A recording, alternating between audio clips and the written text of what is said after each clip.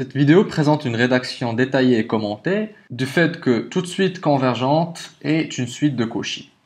Si on a une suite convergente, on a la propriété suivante, que pour tout epsilon positif, il existe un rang NC, un rang de convergence, à partir duquel tous les termes de la suite sont proches de la limite avec une distance de maximum epsilon. Être de Cauchy, c'est plutôt avoir un rang à partir duquel tous les termes de la suite sont proches les uns des autres avec la distance epsilon. Pour passer de là à là, on va utiliser une inégalité triangulaire en insérant L entre les deux termes dont on veut majorer la distance. Après avoir fait cette analyse synthèse et pensé au fait qu'il faut passer par L et une inégalité triangulaire, la rédaction peut se faire ainsi. Notre objectif est donc d'avoir ça, et notre donnée, c'est la convergence. Donc on utilisera la propriété de convergence pour epsilon sur 2. Epsilon sur 2 est un réel positif.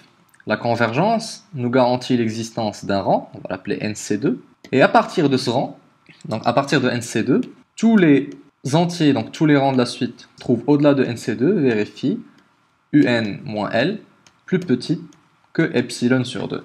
Donc, pour tout P ou Q supérieur à NC2, on aura UP moins L plus petit que epsilon sur 2, et UQ moins L plus petit que epsilon sur 2. Le epsilon étant celui fixé au début pour prouver la propriété de Cauchy, qu'il est quelconque. Avec ces deux inégalités et l'inégalité triangulaire, on aura alors UP moins UQ qui est plus petit que UP moins L plus L UQ. En fait, pour être encore plus précis, c'est égal. Nous, on veut juste majorer. Là, on utilise l'inégalité triangulaire, donc on sépare ce qui se trouvait dans la norme. Et c'est à ce stade-là qu'on utilise ces deux inégalités pour prouver enfin que donc UP moins UQ est plus petit que epsilon du moment que P et Q sont plus grands que le rang donné par la convergence appliquée à epsilon sur 2.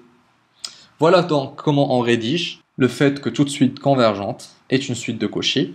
Remarquez ici qu'on n'a pas utilisé le théorème de Bolzano-Weierstrass, on n'a pas utilisé d'extraction de sous-suite convergente, et donc pas de complétude d'espace. C'est une preuve qui est valable dans R, mais qui peut être réutilisée ailleurs.